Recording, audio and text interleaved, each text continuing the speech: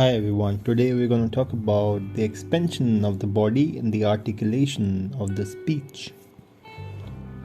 Life is expansion, moving, extending. Many musicians they develop relaxation through the Alexander technique.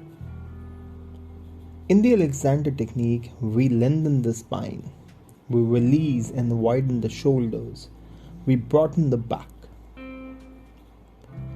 Think of expanding in all directions when you stand and speak. Imagine the crown of your head moving towards the ceiling, your back widening and lengthening, and your shoulders moving towards the walls. Feel how this expansion allows space for you to breathe and express yourself more fully. In order to experience the powerful connection between the movement and the speech, try moving and speaking. Give yourself lots of space. Walk around with purpose, confidence. Raise your arms. Breathe in, breathe out. Sweep it across your body as you breathe out. As if you were introducing an act in the theater. Make your gesture smooth and theatrical. As you walk around more, make an expansive gesture on the other side. Continue gesturing in this way for a while and eventually begin speaking while you make your large gestures. Say a couple of lines, some sweeping verses like the opening lines of William Wordsworth, composed upon Westminster Bridge. Say it like this: Earth has not anything to show more fair. Dull would he be of soul who could pass by. A sight so touching in its majesty, this city now doth like a garment wear the beauty of the morning, silent, bare. Ships, towers, domes, theatres, and temples lie open onto the fields and to the sky. Speak expansively with one sweeping gesture per line. Feel how the movement and the gestures free the sound and give it a rhythm and energy. Freedom and speech together, winning combination. Now let's talk about articulation. When you speak, you want people to understand you easily, which is called the comprehension fluency. How you do that is the principal focus of this episode. Speaking isn't just a physical activity. It involves your brain. It involves your emotions. Voice work, we have already talked. Breathing, extremely important. Release the tension. Requires you to develop your physical ability to articulate the words in the most economical way. Turn your thoughts into effective communication. When you articulate or enunciate your words, people are able to hear every part of the emotion that you're feeling while you're articulating that word, that sound. If you want to be clear, start with a free open sound. Enjoy a feeling of effortlessness. Note that making yourself understood has nothing to do with your accent, your education level or class. It starts with wanting to be understood. You need to have an intention and desire. If you're half, hoping nobody is listening because you're not sure whether you're talking sense, then you certainly won't be clear. So having the right thought is extremely important. In the following sections, I'll give you a lot of articulation techniques that you can use. Let's start with forming the words. The actual word shaping is just your lips closing, opening in different ways. Various bits of your tongue hitting parts of the mouth, including your upper gums, the roof of your mouth, the back of your hard palate, and that's it. If your face is active when you speak, you're halfway towards speaking clearly. If your face is usually an impassive mask, you need to get it moving. Warming up your facial muscles is the first step. So next time you listen to an announcer or commenter on the television, switch the sound down for a few moments.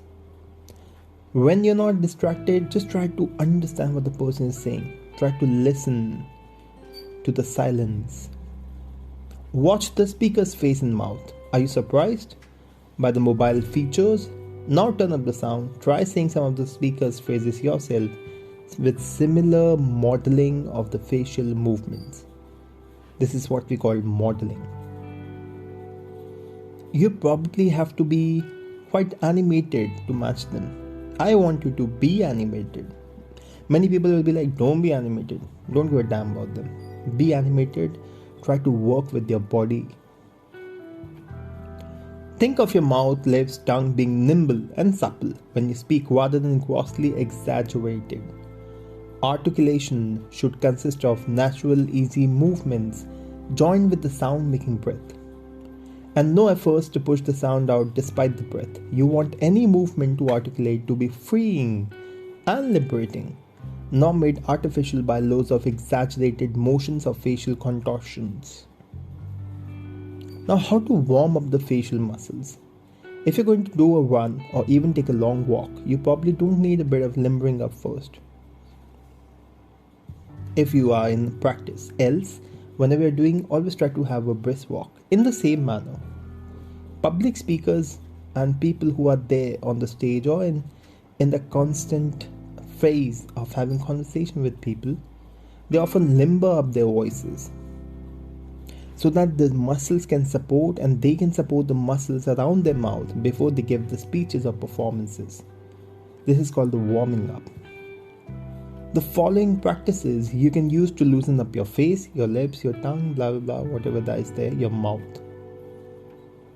Before you start to practice these exercises of speaking muscles, release all the tension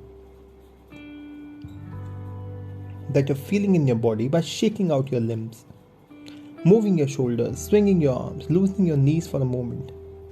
You must have seen a dog emerging out of water. It does something on similar lines. It shakes its whole body and then it stretches its body. That is exactly what you're supposed to do. Let's start with the face. Spend a few moments moving each part of your face. Try to make your face tight, then stretch it out. If you want to release the tension, give yourself the tension so that you can release. Because when you give yourself the tension, you know which are those areas where the tension is resting, and then you can release them. Stretch your mouth, pout, wide and pout, raise and lower your eyebrows, blink fast, squeeze your eyes, raise your cheeks, drop your cheeks, wiggle your jaw.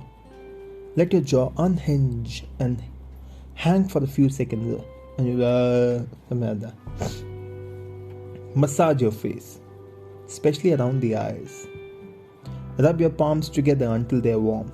Cup your warm palms, place them over your eyes, feel any tension in your face melt away in the warmth. Let your face be alive, and your voice will come out alive too. If you have a dull face, the voice will be dull. That's the first step. Then we come to the lips. Move your lips in all directions. Make a wide grin. Pout with your lips. Repeat a few times. Put your teeth together. Move your bottom lip like a horse, showing its teeth. Bare your top lip as if you're sneering. As you take a breath, pull your mouth out. Wide your sounds like a child, making funny face. Suddenly, let your fingers go. At the same time, blow through your lips like a horse. Now in a whisper, just using air, pronounce the following as fast as possible and keep on increasing the tempo. B B B B B B B B B B ba ba ba ba ba ba ba ba ba ba bo bo bo bo bo boo boo boo boo boo. So in this, what you're doing is you're going from B, ba, ba, bo, boo, and you can feel the transition in your lips. Enjoy moving your facial muscles. These activities are fun and freeing, and they give you great voices and animated faces and lips. Agile. Agility in the face leads to the agility in the voice. Tongue. Oh my god. The most powerful instrument. If you don't have a control over your tongue, you don't have a control over your mouth. A major part of forming words take place way back inside your mouth where you can't see. This area is often the part of the speaking that the traditional elocution lessons ignore. Why? I don't know. Here's a workout that exercises all parts of your tongue. Before you start, note the position of your tongue when it's lying at rest. The tip should be comfortably forward and the back relaxed and not bunched up in the roof of your mouth. Yesterday there was one of my students who was having a problem with the D and the D sound. In the D sound, the tongue goes a bit back, touching the post-alveolar area. However, in the D sound, it goes forward, touching the back of the front teeth. So just by the positioning of the tongue, the sound changes. With your mouth closed, move your tongue inside your mouth to touch one side and then the other. Stick out your tongue, shake it side to side, down, round and circle. Pretend you're a cat that just received a saucer of milk and lap up every last drop. Lick its lips around with the pleasure. If you can, roll your tongue into a C.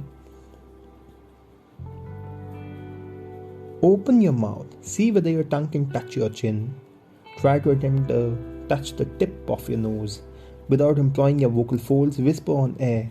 La la la la la la la la la la la la la la la la la la. If you can roll your R's, make an R sound like a motor for a few moments. Your tongue is much larger than you may think. The preceding activities exercise just the tip of your tongue. In order to exercise the middle of your tongue, put the tip of your tongue on your bottom teeth. Keep it there, roll the tongue back and forth, out of the mouth and in again. Become aware of the tongue further back as it gets involved in the movement. Don't forget about the back of your tongue and the soft palate. Open your mouth wide, relax your lips while your mouth stays open. Whisper the sound ka ka ka ka ka using the voice ga ga ga ga. The sound here is like the end of the word song.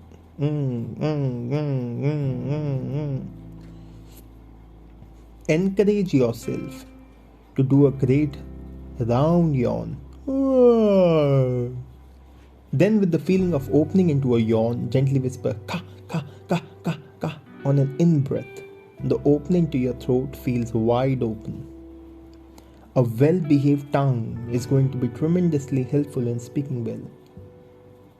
If your tongue pulls back while speaking, listen to this very carefully. If your tongue pulls back while speaking, that means there's more rounding of the lips. It closes your throat. It makes your voice sound nasal. If the back of your tongue is tense, you lose many of your bright higher tones and much of the middle of your voice too. If your breath support is weak, your tongue gets too involved in making sound and muffles it. If your tongue is bunched up at the back of your mouth, you tend to get too much mucus too. Next we come to the jaw. You need to be able to release the jaw and move it freely, so just feel it flop open. Imagine you're a fish. Open and close your mouth in the safe, soft, pouty way. Here, your lips give a satisfying popping sound as you release the jaw. Check that your back teeth are separated. It's a good indicator that you have released the jaw. Give yourself time to practice all these mouth exercises. Extremely powerful, extremely important. When you feel a motion and emotion and alignment and insight in your face, you will feel a lot of power in your voice. Thank you so much for listening. Take care.